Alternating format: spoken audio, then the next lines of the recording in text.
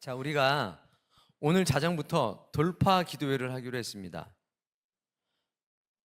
월요일부터 금요일까지 24시간 돌파 기도회를 하기로 했습니다. 우리 청년부에서 쏘아 올린 24시간 체인 기도가 있었죠.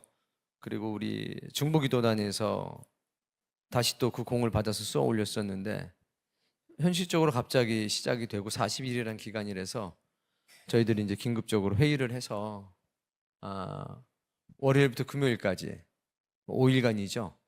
5일간 돌파 기도회 24시간 월요일부터 금요일까지 하기로 조금 전에 결정을 했고, 이제 아마 예배 시간 끝나고 나가면 벽보가 붙어 있을 겁니다. 여러분이 기도할 수 있는 시간에 함께들 참여하셔서 10분도 좋고 20분도 좋고 그 기도회에 참석해 주시길 바랍니다. 그리고 특별히 그 기도의 제목은 돌파 기도회라고 했습니다. 부흥이라고 하는 것은 숫자가 많아지는 것 이전에 한 사람 한 사람이 부흥, 일어나는 겁니다. 그것이 모이게 되면 교회 부흥이 되겠죠. 그러니까 인생의 부흥이 우선입니다. 그래서 여러분이 돌파해야 될, 자신의 한계를 뛰어넘어야 할, 자신들의 처지를 뛰어넘어야 될 그런 부분이 있으면 그걸 기도의 제목으로 주십시오. 그럼 그걸 다 모아가지고 돌파 기도의 제목으로 만들 거고, 우리 교회에서도 극복하고 뛰어넘고 돌파해야 될 부분들이 있습니다. 그것도 이제 기도의 제목으로 만들 겁니다. 그리고 여러분이 도리씨가 되는 집회 때 내주신 기도의 제목들이 있습니다. 그것이 1, 2 이제 두 번째 거를 지금 만들고 있는데, 그렇게 해서 돌파 기도 제목들, 교회의 돌파 기도 제목, 그리고 부서의 돌파 기도 제목, 개개인의 돌파 기도 제목들 여기다 이제 배치를 할 겁니다. 그럼 그거 보시고 기도하시면 됩니다. 그렇게 해서 5일간 24시간 돌파 기도회를 하게 될 것이고요. 마지막 금요일 날은 8시서부터 12시까지 4시간 동안 함께 모여가지고 기도하는 시간을 가질 겁니다. 그렇게 기억하시면 될 것 같습니다.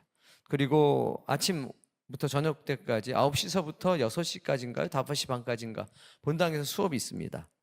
계속 수업이 있지만 오셔가지고 기도해도 상관이 없습니다. 우리 하브루타 수업 특징은 시장 가서도 할 수가 있습니다. 그리고 여기서도 수업을 두 반이 마이크 2개 들고도 같이 동시에 진행하기도 합니다. 오셔가지고 기도해 주신다면 더 큰 은혜가 될 겁니다. 근데 이제 기도하시는 분들이 여기서 이제 마이크 들고 수업을 진행하거든요. 기도하시는 분이 나는 너무 힘들다.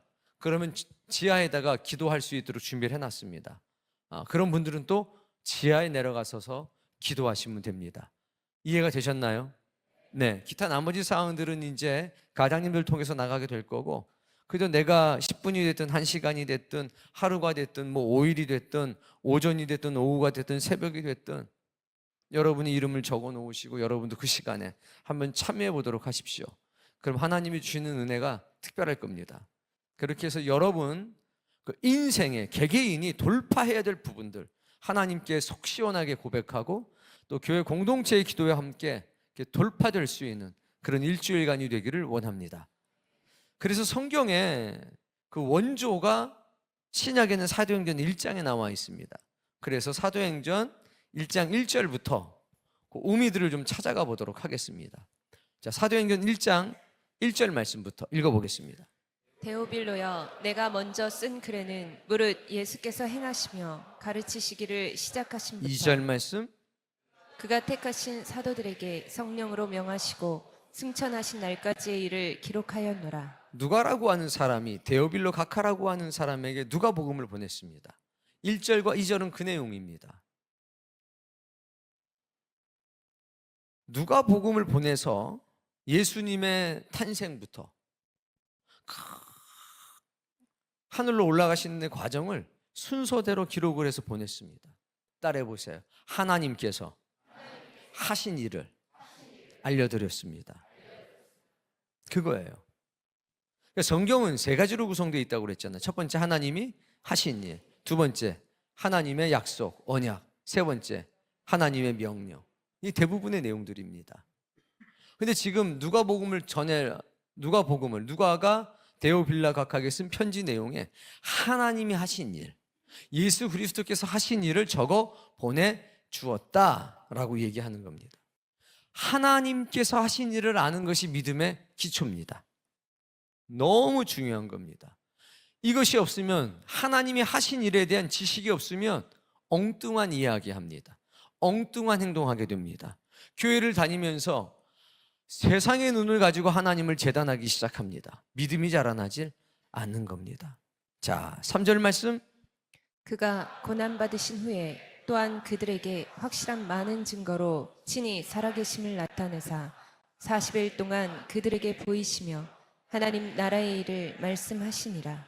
부활하신 뒤에 40일 동안 제자들과 함께 계시면서 많은 증거를 보여주셨고 많은 가르침을 주셨다 이겁니다. 4절. 사도와 함께 모이사 그들에게 분부하여 이르시되 예루살렘을 떠나지 말고 내게서 들은 바 아버지께서 약속하신 것을 기다리라. 이 명령이죠. 명령한 거예요. 예루살렘을 떠나지 말라. 원래 본거지가 어디냐면 갈릴리예요. 원래 주된 본거지가 갈릴리니까 지금 예루살렘을 뭐 하지 말라? 떠나지 말라. 아직까지는 예루살렘이 하나님 앞에서 성진 거예요. 하나님께서는 성령의 새로운 역사를, 교회의 시작을 어디서부터 시작하고 싶으신가? 예루살렘으로부터 시작하고 싶으셨던 겁니다. 명령하시기를 예루살렘을 떠나지 말라. 명령하신 겁니다. 약속을 기다려라. 그러니까 약속을 믿으라는 거죠. 약속을 믿고 예루살렘을 떠나지 말라. 5절 말씀. 요한은 물로 세례를 베풀었으나 너희는 몇 날이 못되어 성령으로 세례를 받으리라 하셨느니라. 이것도 약속인 거예요. 몇 날이 못 돼서 성령으로 세례를 받게 될 것이다. 그게 10일 걸린 겁니다. 며칠이요? 10일. 자, 이건 우리에게는 이미 이루어진 일이고 하나님께서 하신 일이에요. 선한 지식이 돼서 우리에게 들어오는 겁니다. 이 지식들이 우리의 마음속으로 들어오면서 우리에게는 영적인 부유함이 생기는 겁니다. 하나님께 대한 신뢰가 생기는 겁니다. 아, 나도 이러한 길을 걸어가면 똑같은 결과를 얻을 수 있겠다라고 하는 신념이 생기는 거죠. 자, 6절. 그들이 모였을 때에 예수께 여쭈어 이르되 주께서 이스라엘 나라를 회복하심이 이때니까 하니. 이게 마태복음 24장 내용을 축약해 놓은 거예요. 주께서 이스라엘 나라를 회복하심이 지금입니까? 무슨 얘기냐? 마지막 때가 지금입니까? 하나님의 나라가 이루어질 때가 지금입니까? 물어본 거예요. 7절. 이르시되 때와 시기는 아버지께서 자기의 권한에 두셨으니 너희가 알 바 아니요. 야, 너희가 마지막 때를 알 필요가 있다 없다? 없다. 왜? 하나님의 권한이다. 즉 하나님의 주권이라는 겁니다. 날짜와 시간을 아는 게 중요한 게 아니라 너희가 해야 할 일을 집중해라, 주목해라. 그러면 하나님의 때 이루어질 거니까. 날과 시간이 중요한 게 아니라 너의 태도가 중요하다. 이렇게 말씀하시는 거예요. 8절. 오직 성령이 너희에게 임하시면. 중요한 건 이거예요. 날짜와 시간이 중요하지 않다는 게 아니라 이건 중요한 건데 하나님의 주권이니까 너희가 상관할 영역이 아니고 너희가 해야 할 일이 있는데 성령이 너희에게 임하시면, 성령의 임재가 너희에게 있으면, 성령의 충만함이 생기게 되면 너희가 변화될 것이다. 이게 얘기예요. 그러니까 오늘 우리에게 중요한 건 날과 때가 아닙니다. 내가 성령의 임재와 충만함을 경험해서 뭐 하는 거? 변화되는 게 중요한 거예요. 2000년 전이나 1000년 전이나 지금이나 1000년 뒤나 우리에게 가장 중요한 것은 성령의 임재와 충만함을 통해서 우리 자신이 변화되는 겁니다. 이거 옆 사람에게 강력하게 증거해 주세요.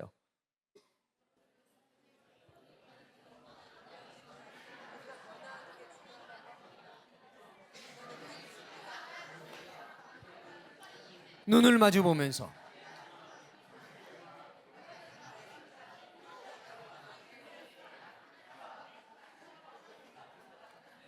자, 오직 성령이 너희에게 임하시면 또박또박 읽어볼게요. 너희가 권능을 받고. 네, 성령의 임재가 있으면, 성령의 충만함을 받으면 뭘 받아요? 능력을 받는다는 겁니다. 누가?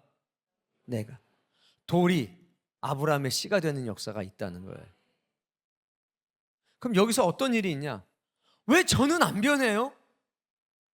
교회 다닌 지 20년 됐는데 뭔가 오류가 생긴 거예요. 뭔가 오류가. 뭔가 관이 있으면 그 관이 막힌 거예요. 그러면 우린 그 막힌 관을 뚫어주면 돼요. 너무 쉽죠. 이 말씀은 사람이 만든 말씀이 아니기 때문에 누구에게나 동일하게 적용됩니다. 예외가 없어요. 성령이 뭐 하시면, 임하시면, 성령의 임재를 경험하면, 성령의 충만함을 받으면 누구나 다 권능을 받습니다. 자, 그런데 차이는 있죠. 생쥐가 권능을 받으면 어떤 생쥐가 돼요? 권능 받은 생쥐. 고양이랑 싸워서 이겨요? 못 이겨요. 그러나 권능 받은 생쥐가 되는 겁니다. 강아지가 권능을 받으면 호랑이 이겨요? 아니, 호랑이 이긴다는 게 아니에요. 권능을 받은 강아지가 되는 거예요. 강아지로서 특별하게 살아가는 거죠. 사이즈의 차이는 있다. 그러나 분명한 거 한 가지가 있는데 따라해 보세요. 생쥐의 한계를 뛰어넘는다. 생쥐의 한계를 돌파하는 거예요. 강아지의 한계를 돌파하는 거예요. 독수리면 독수리의 한계를 돌파하는 거예요. 그게 권능이에요. 이 역사를 이루시는 분이 누굽니까? 성령님. 성령님의 임재가 이 역사를 가능하게 하는 거예요. 돌멩이가 아브라함의 씨가 되는 역사가 있다는 거예요. 대적자가 충성된 증인이 되는 역사가 있다는 겁니다. 예수님을 부인하고 도망했던 사람들이 순교자가 되는 역사가 나타난다는 겁니다. 그게 꿈속의 이야기가 아니고 이상적인 이야기가 아니고 역사적 사실이라는 거죠. 오늘 낮에 우리가 그 말씀 본 거 아닙니까? 권능을 받고 다음 말씀.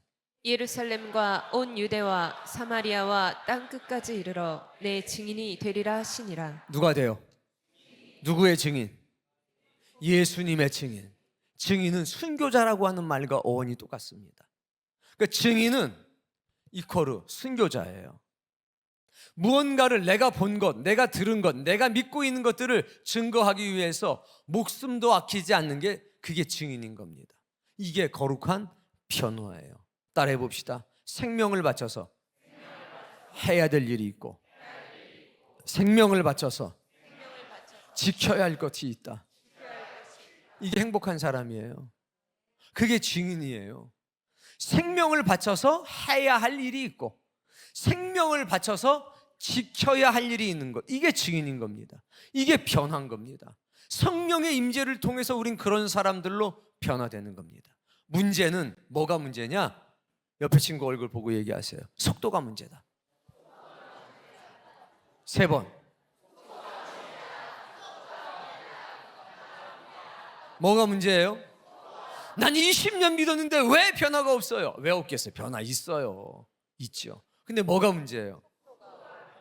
군뱅이가 어저께 여기 걸어가고 있었는데 오늘 아침에 봐서 보니까 족이 가고 있는 거예요. 뭐가 문제예요? 그 옆을 뭐가 지나가는 거북이가 지나갔어요. 군뱅이가 뭐라고 그래요? 와, 엄청 빠르다. 상대적인 거잖아요. 문제는 속도예요. 변화의 속도.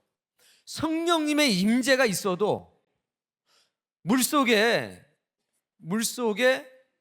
병을 넣는데 뚜껑을 막아놓고 넣으면 어떻게 돼요? 안 들어가죠. 중요한 건 물이 안 들어간다는 거예요. 둥둥둥둥둥둥둥 떠다니는 거예요. 그런데 이런 컵을 물속에 넣으면 어떻게 돼요?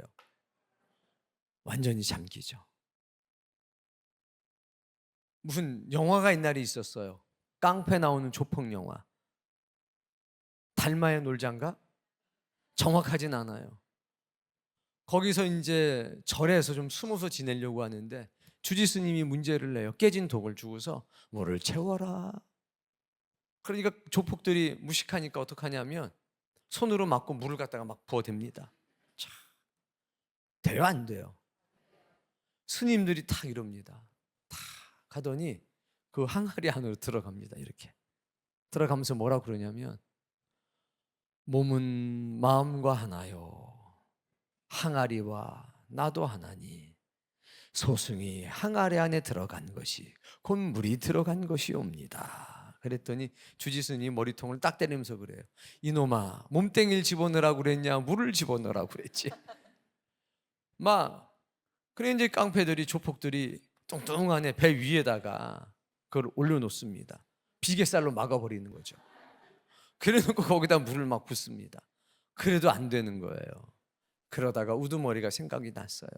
아, 항아리를 들고 어디로 가느냐? 연못으로 가요.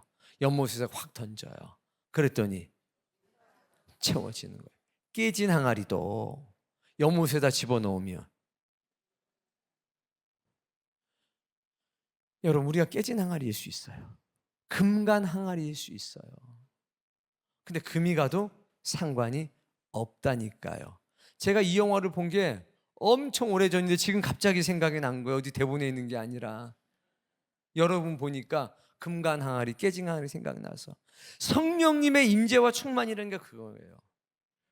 여기다가 깨진 독에다가 막 뭘 붓는 게 아니라 우리를 성령의 충만함 속에 집어넣으시는 거예요. 그러면 변화가 일어나죠. 충만함이 나타나는데 자꾸 깨진 데다가 부으니까 어떻게 돼요? 새. 그러니까 20년 동안 계속 축축하긴 하지. 얼굴 봐요. 축축하게 생겼잖아요. 은혜를 안 받는 건 아니지. 은혜 받았지. 근데 흔적만 남아있네. 들어가셔야 돼요. 어디로?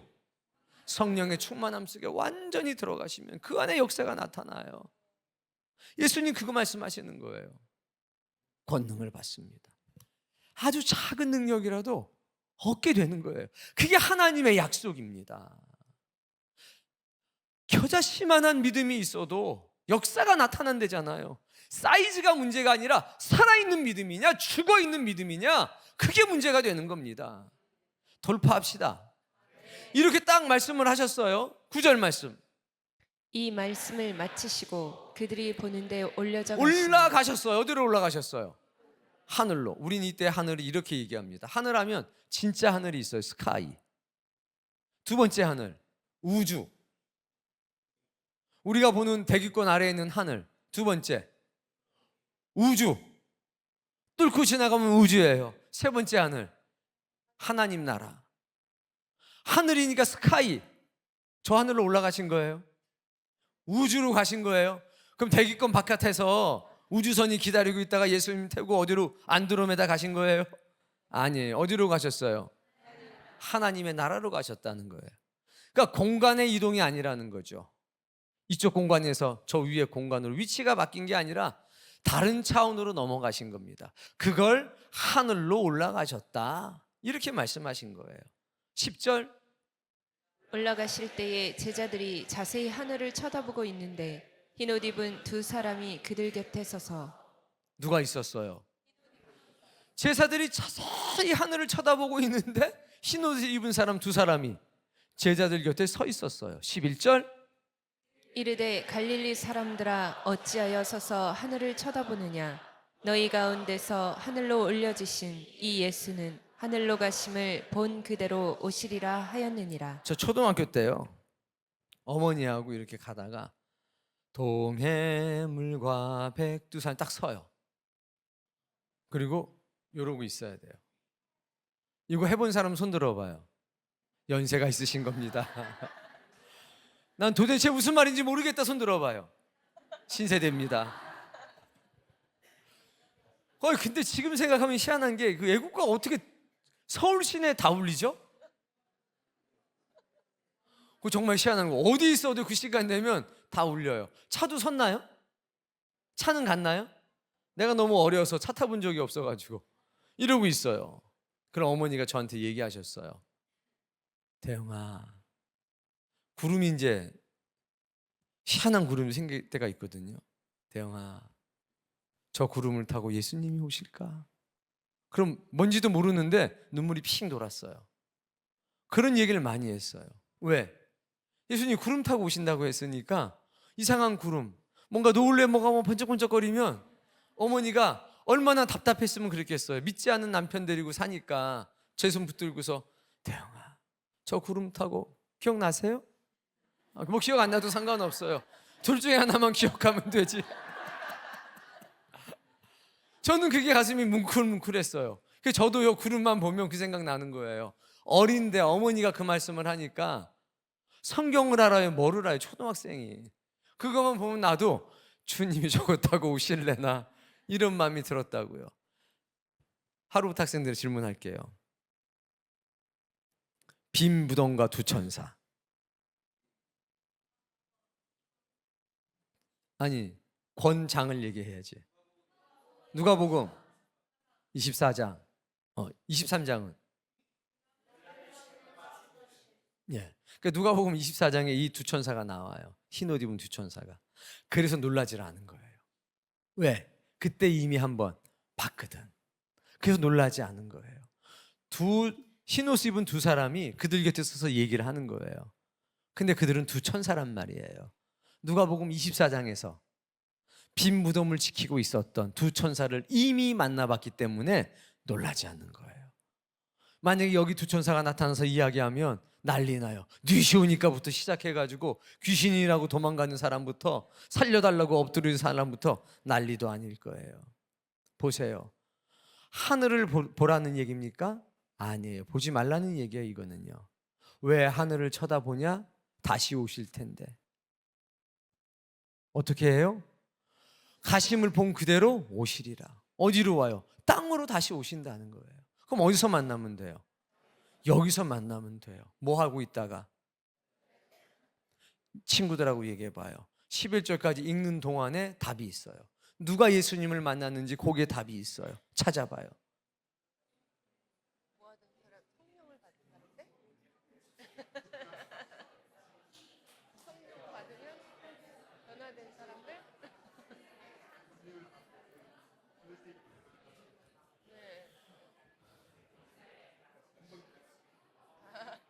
오직 성령이 너희에게 임하시면 너희가 권능을 받고 예루살렘과 온 유대와 사마리아와 땅끝까지 이르러 내 증인이 되리라 하는 그 말씀대로 살아가고 있던 사람들은 예수 그리스도를 만나게 되는 거예요.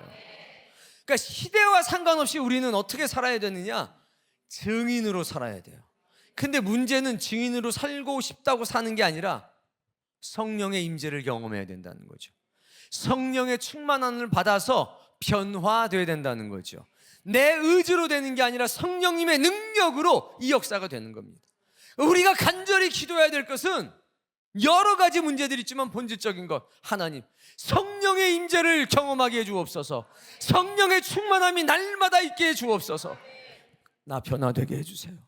하나님의 증인으로 살아가게 해주세요. 이것이 이 땅을 살아갈 때 우리가 가장 강력하게 기도해야 될 기도의 베이직이라는 거죠. 기도의 베이직. 하늘 볼 필요 없어요. 어차피 안 보여요. 왜? 구름에 가려서 오실 것 때문에 어차피 안 보여요. 왜? 보세요. 어떻게 돼 있어요? 구름이 그를 가리어 보이지 않게 하리라. 구름 타고 오셨는데 정확하게는요, 그 구름 타고 오시는 게 구름에 가리워져서 오는 것 같아요. 여기 그렇게 돼 있잖아요. 구름이 그를 가리어 보이지 않게 하더라. 9절 읽어보세요. 그들이 보는데 올려져 가시니 구름이 그를 가리어 보이지 않게 하더라. 보이지 않게 올라가셨죠. 그럼 다시 오실 때도 보이지 않게 오시겠죠. 아니 그랬잖아요. 지금 본 그대로 오시리라 했으니까, 이렇게 가려서 올라가셨으니까 가려서 내려오시겠죠. 말씀 그대로라면 여기서 만날 게 될 거니까, 문제는 누구 눈에 보이냐? 증인으로 살아갈 때 주님이 우리를 알아보시는 거죠. 제가 한번 여러분에게 회개했잖아요. 저는 주님을 보려고 그랬어요. 주님을 알아보는 신앙합시다 이렇게 외쳤어요. 그래서 바꿨잖아요. 주님을 알아보면 좋겠지만 내가 주님을 못 알아봐도 주님이 우리를 알아보는 신앙인이 됩시다. 몇 년 전에 이렇게 바꿨잖아요. 그러니까 여러분도 그냥 무거운 짐을 벗은 거 아니에요. 제가 계속 오는 날까지 집사님, 주님을 볼 수 있는 눈을 가지고 계십니까? 다시 오시는 주님을 볼 수 있습니까? 주님을 알아볼 수 있습니까? 이랬으면 얼마나 고개가 무거웠겠어요. 맨날 여기다 뭘 안약을 사서 바를 텐데. 주님이 우리를 알아보실 겁니다. 자식이 부모를 알아보는 게 아니라 부모가 자식 알아보는 것처럼, 그러니까 우리가 하나님의 어린 양으로 살아야 되고 충성된 증인으로 살아가면 내가 주님 알아보기 전에 주님이 먼저 나 알아보실 겁니다. 그 은혜가 있기를 바랍니다. 자, 이렇게 되고 나서 12절, 제자들이 감람원이라 하는 산으로부터 예루살렘에 돌아오니 이 산은 예루살렘에서 가까워 안식일에 가기 알맞은 길이라. 안식일에 가까워 가기 알맞다는 얘기는 2000보 안에 있다는 거예요. 집으로부터. 몇 보? 제가 그 집회 때 이거 뭐지? 언약궤, 외국 제사장이 들어가는 그 영화 뭔지 좀 찾아봐요. 여러분 굉장히 은혜스럽게 보셨죠? 저는 두 가지예요. 이쪽에 너무 은혜스러워요. 이쪽에 뭐가 있냐? 팩트 체크가 있어요. 틀린 그림 찾기.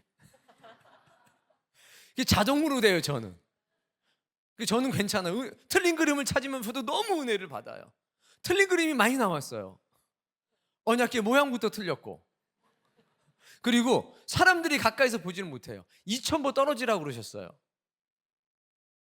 몇 천보? 2000보. 그리고 그 자리에서부터 어디까지 이 물길이 밀려서 올라가냐면 아덴이라고 하는 곳까지 밀려서 올라가요. 거의 그 자리에서 그 15km인가 25km 올라가야 돼요. 조금 이렇게 열린 게 아니라 15에서 20km, 25km 이상을 그 물이 쫙 밀려 올라간 거예요. 그러면 이렇게 옆에 물이 보여요, 안 보여요? 안 보이죠? 이쪽 물은 벽이 됐으니까 이쪽 물은 보여요. 한쪽은 물이고 한쪽은 쫙. 그래야 반나절 만에 건너갈 수 있는 거예요.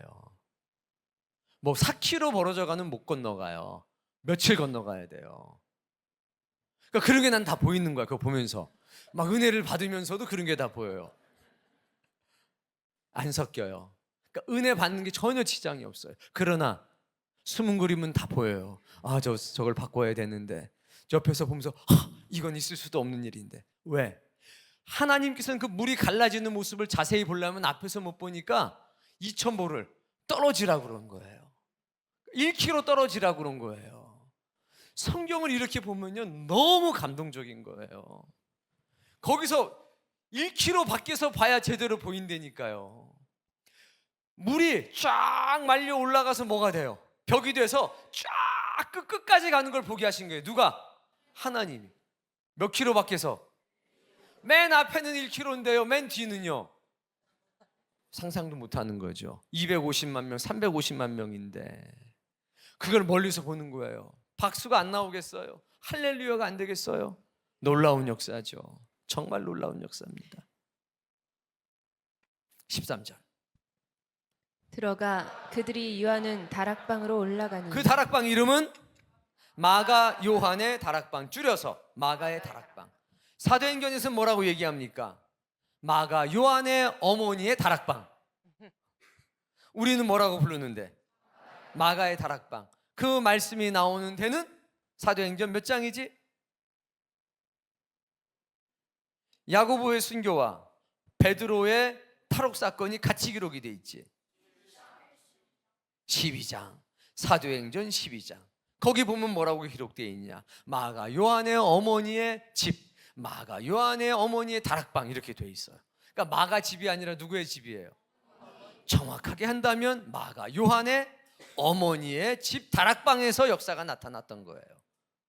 우리는 줄여서 마가의 다락방이라고 하는 그 집이 그렇게 되어 있습니다. 이 다락방으로 올라갔습니다. 올라가니 읽어보세요. 베드로, 요한, 야고보, 안드레와 빌립, 도마와 바돌로메, 마테와 및 알페오의 아들 야고보, 셀로신 시몬, 야고보의 아들 유다가 다 거기 있어. 누가 빠졌어요? 가롯인 유다. 유다가 2명, 시몬이 2명, 야고보가 2명이에요. 12명 중에 같은 이름이 무려 6명이에요. 시몬도 2명. 베드로가 원래 이름 시몬. 여기 보면 셀로신 시몬. 야고보의 아들 유다. 그리고 가롯인 유다. 또 한 사람은 알페오 아들 야고보, 요한 야고보.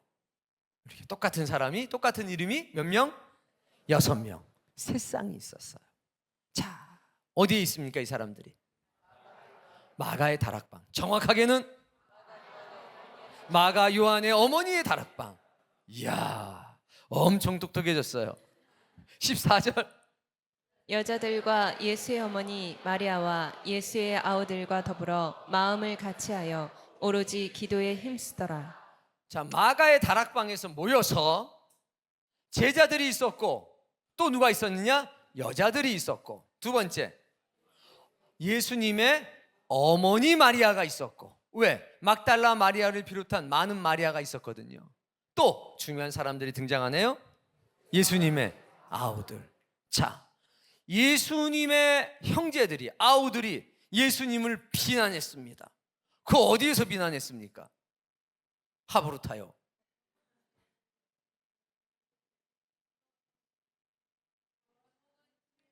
그렇죠. 요한복음 7장 제목 형제들의 불신.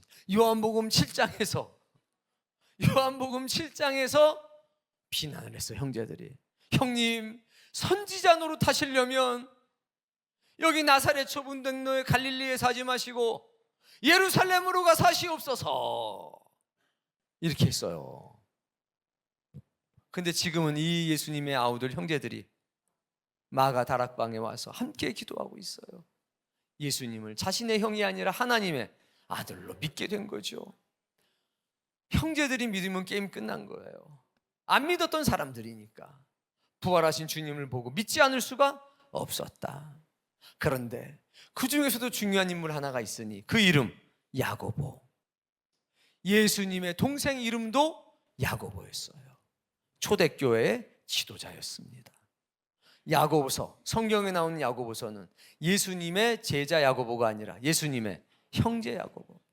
최초의 순교자가 누굽니까? 야고보. 사도행전 12장에서 그 야고보는 순교를 당해요. 그 야고보서는 예수님의 동생인 야고보가 쓴 겁니다. 별명이 낙타 무릎. 얼마나 열심히 기도했는지 무릎이 낙타 무릎처럼 됐다고 그래요. 자, 예수님의 제자 11명, 그리고 여자들, 예수님의 어머니 마리아, 예수님의 아우들, 이렇게 모여서 마음을 같이하여 오로지 기도에 힘쓰니라.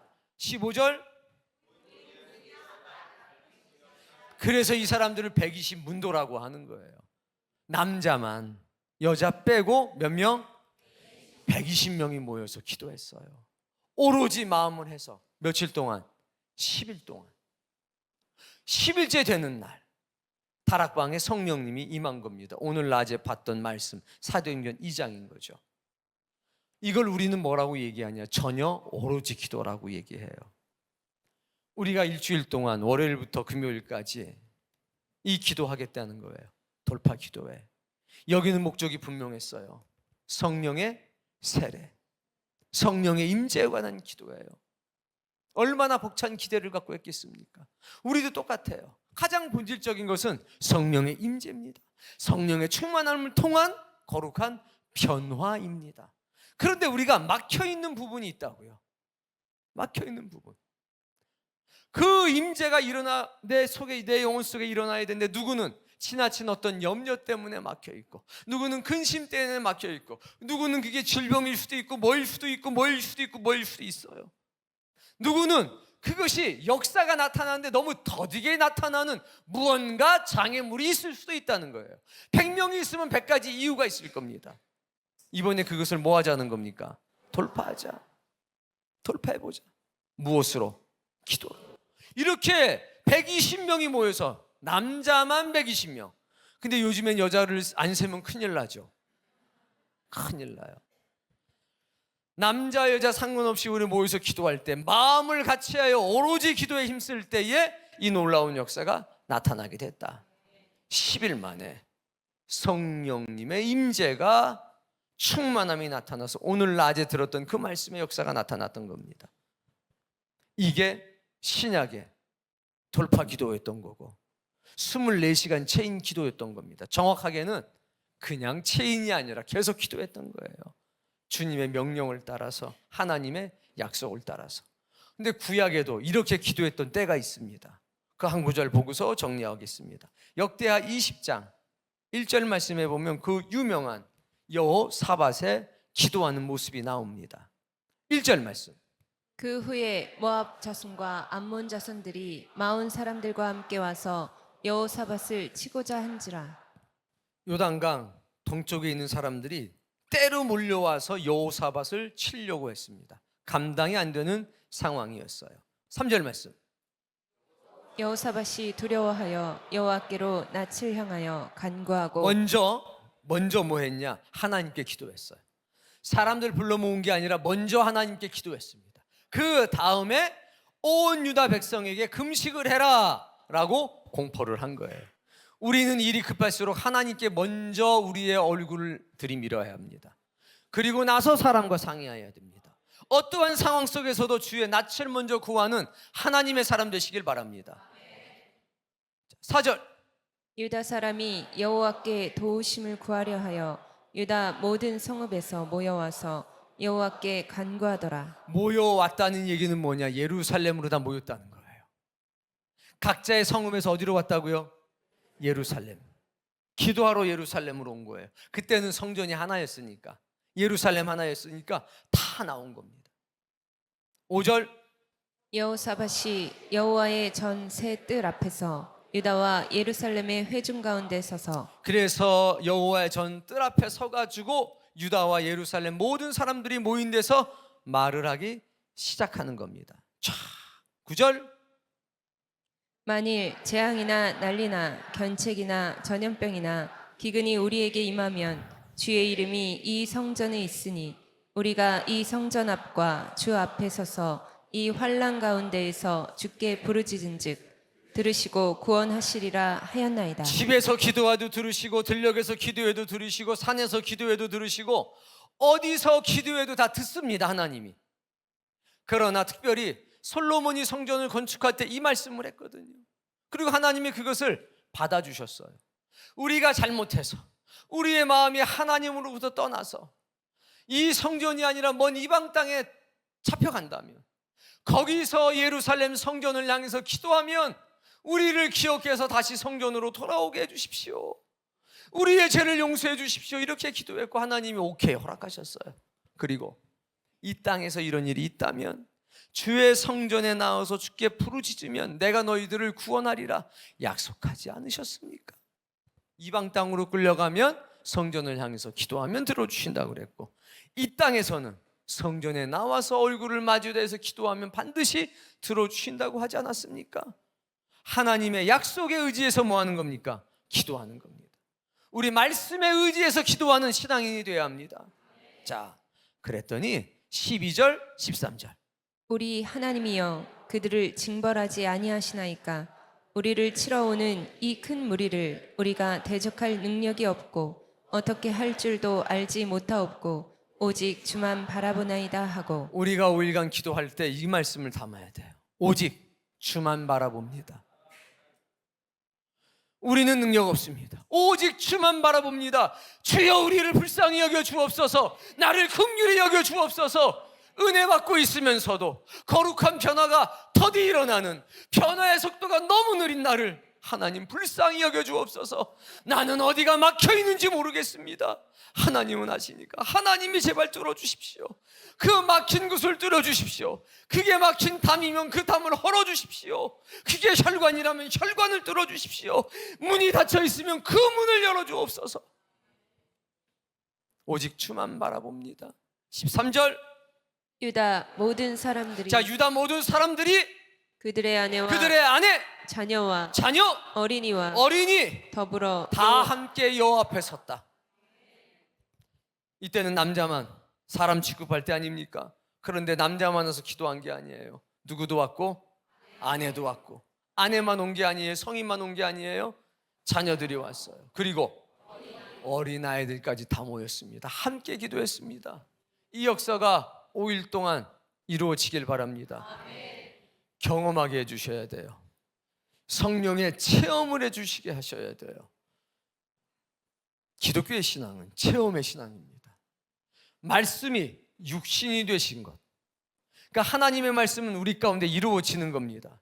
체험될 때 믿음이 자라나게 되는 법입니다. 성경 말씀이 책 속에 있을 때 능력이 없습니다. 이게 내 마음속 그리고 나의 삶 속에 이루어질 때에 우리의 믿음은 굳건해지는 법이죠. 그래서 우리도 모든 사람이 기도하길 바랍니다.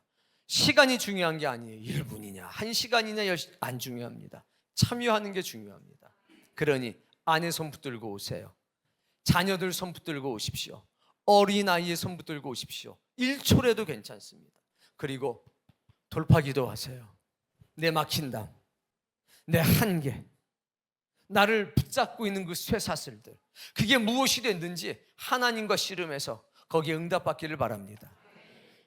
이건 시작이에요. 씨앗이 뿌려지는 겁니다. 따라해 봅시다. 옆에 친구 얼굴 보면서 따라해요. 기도하면 100% 응답이다. 첫 번째, 옆에 사람 얼굴 보라니까요. 첫 번째, yes.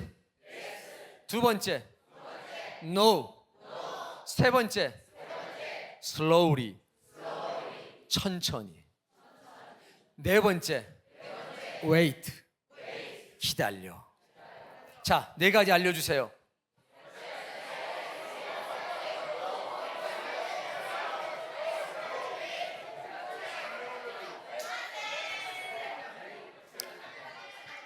기도는 100% 응답됩니다.